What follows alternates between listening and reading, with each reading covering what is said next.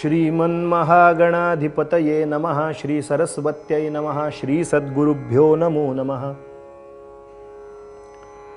औदुम्बरः कल्पवृक्षः कामधेनुश्च संगमः चिन्तामणि गुरोः पादौ दुर्लभौ भुवनत्रये कृते जनार्दनो देवस्त्रेतायां रघुनन्दनः द्वापारे रामकृष्णौ च कलौ श्रीपादवल्लभः अवधूत चिंतन श्री गुरुदेव दत्त श्रीपाद श्री वल्लभ श्रीमंद्रुसिंह सरस्वती स्वामी महाराज की जय। श्रीमद वासुदेवानंद सरस्वती स्वामी महाराज की जय।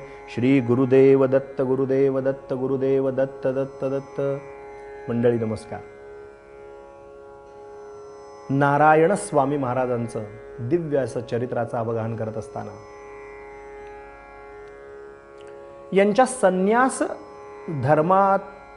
धर्म जो स्वीकारला यानंतर निर्माण झालेला जो गोंधळाचं वातावरण होतं, यानंतर निर्माण झालेल्या ज्या घटनाक्रम होता तो पाहत असताना आपण पाहिलं की लोकांचा आक्षेपही यथार्थ होता, परंतु त्याच्यावरती परिणाम असा झाला। बघा, मी हे चरित्र वाचत असताना किंवा कोणी माझ्यासारखे अन्य दत्तभक्त हे चरित्र वाचत असताना किंवा त्याच्यावर चिंतन करताना त्यांच्या मनात असा भाव येईल की एखाद्या भक्ताची जेव्हा परीक्षा घेतली जाते ना, ज्याची परीक्षा घ्यायची असते ना भगवंतांना,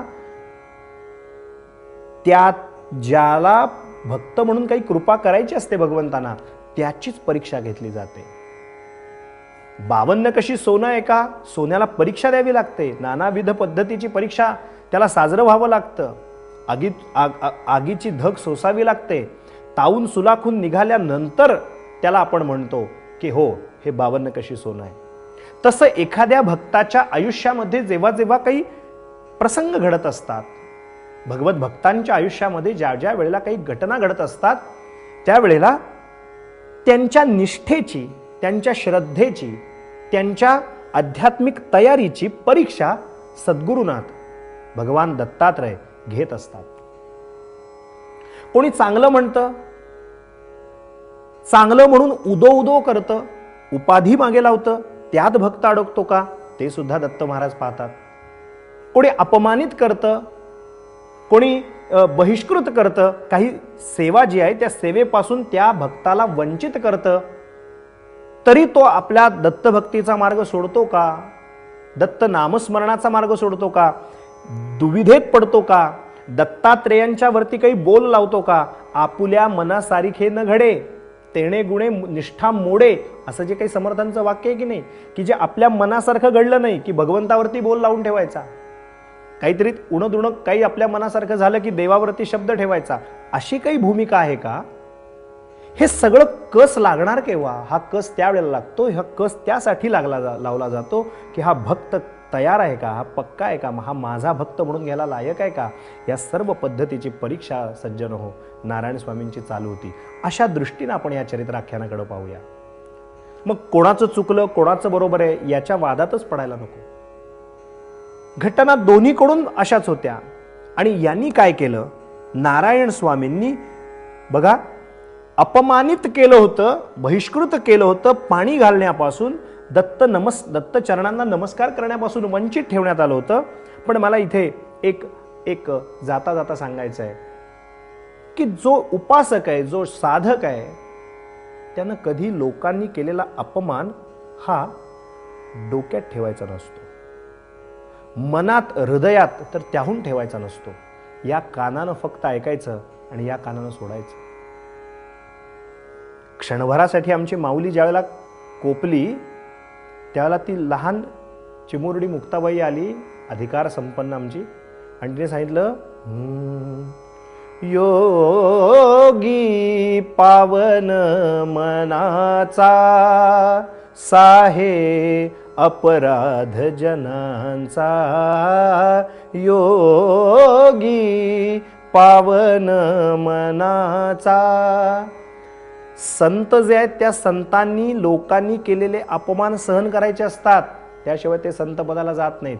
मला सांगायचंय ते हे की ह्या कुठल्याही उपाधीत नारायण स्वामी महाराज अडकले नाहीत। त्यांनी काय केलं, माझा खालचा मार्ग येण्याचा बंद केला ना, काही हरकत नाही। नारायण स्वामींनी वरती आत्ता जिथे नारायण स्वामींचं स्थान आहे मठ आहे, तिथे एक झोपडी होती. त्या झोपडीत दार बंद करून भगवंतांचं दिगंबरा दिगंबरा श्रीपाद वल्लभ दिगंबरा दत्त दत्त दत्त दत्त दत्त दत्त दत्त दत्त नामाचं स्मरण सुरू केलं. अहो, मदभक्ता यत्र गायंती तत्र तिष्ठामि नारदा, असं आमच्या भगवंतांचं वचन आहे. नारद सांगतात त्याप्रमाणे माझे भक्त गाती जेथे, नारदा मी उभा तेथे. या न्यायाने हे महान भगवत भक्त, महान दत्तभक्त वरती दत्तभक्ती करतायत. महाराजांना खाली करमेल का हो त्यांच्याशिवाय? महाराजांनी काय केली लीला बघायचे सांगू का आपल्याला? यांचं भजन सुरू झालं की नृसिंह सरस्वती स्वामी महाराज एका मोठ्या सिंहाचं रूप धारण करून भजन ऐकायला पुढे येऊन बसायचे.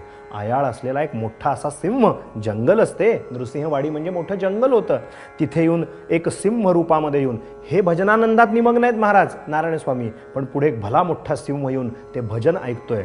आता गंमत उलटी घडली. हे एकांतात बसलेले आहेत, हे खाली येत नाहीत. यांनी दार बंद करून घेतलं, म्हणजे ज्याला म्हणतात ताटी उघडा ज्ञानेश्वर, त्यांनी जसं दार लावून घेतलं आणि ते रागाने आत बसले होते माऊली काही क्षणासाठी. पण यांनी दार का बंद केलं? लोकांच्या तोंडीच लागायला नको, माझं नाही ना पटत, मी दार लावून घेतो. दार लावून आतल्यात भजन करत बसले होते. सर्व पुजारी मंडळींच्या चर्चा झाली. मठाधिपतींनी आपला अनुभव सांगितला. अहो म्हणले ते भजन करत होते आणि साक्षात सिंह पुढे बसलाय, आणि ते सिंह म्हणजे तो साधा सिंह नव्हे, ते नृसिंह सरस्वतीच त्या सिंहरूपाने भजन ऐकतायत. हे सर्वांचं एकमत झालं. मग नारायण स्वामींचा अधिकार सर्वत्रांना पटला. सज्जन हो, मला सांगायचंय ते इतकंच, या दोन्ही पद्धतीनं अधिकार कळल्यानंतर पुजारी मंडळींना झालेला दृष्टांत असेल, त्या मठाधिपतींना दिसलेलं नृसिंह रूपात भजन ऐकतायत ते स्वरूप पाहिलेलं असेल. हे सगळं पाहिल्यानंतर नारायण स्वामींच्या बद्दल मनामध्ये पूज्य भाव असा सुरू झाला. बघा, एक वाक्य आजचा भाग संपत असताना मी आपल्याला सांगतो. यस्य प्रसन्नो भगवान गुणैर्मैत्र्याधिभिर हरिः तस्मै नमन्ति भूतानि निम्नमाप इव स्वयं. या उक्तीप्रमाणे एकदा भगवंताची कृपा झाली की सगळं जग त्याच्या पायाशी येऊन पडतं. आता हेच आमचे नारेश्वरचे रंगावधूत स्वामी महाराज किती सोप्या भाषेत सांगतात. हेच आत्ता टेंबे स्वामींनी सांगितलेलं रंगावधूत महाराज काय सांगतात ते म्हणतात, सानुकूले जगन्नाथम सानुकूले जगत्रयम. एकदा अनुकूल असा जगन्नाथ झाला की सानुकूले जगत्रयम. सज्जन हो, आता जगत्रय सानुकूल झालं का? कारण सानुकूले जगन्नाथम हे जे दत्त महाराज आहेत तेच आता अनुकूल झाले होते. काय काय घटना यांच्या चरित्रात पुढे पुढे घडत गेल्या आपण उद्याच्या चरित्राख्यानात क्रमाक्रमानं पाहू. आज इथेच वाणीला विराम देऊ. श्रीमन नारायण स्वामीं दयाब्धे तारक पददायीन अशी प्रार्थना नारायण स्वामींच्या दिव्य चरणकमली करू. अत्रिपुत्र दत्तात्रेयांच्या पवित्र नामाचं स्मरण करून आज इथेच थांबू. अवधूत चिंतन श्री गुरुदेव दत्त दत्त दत्त.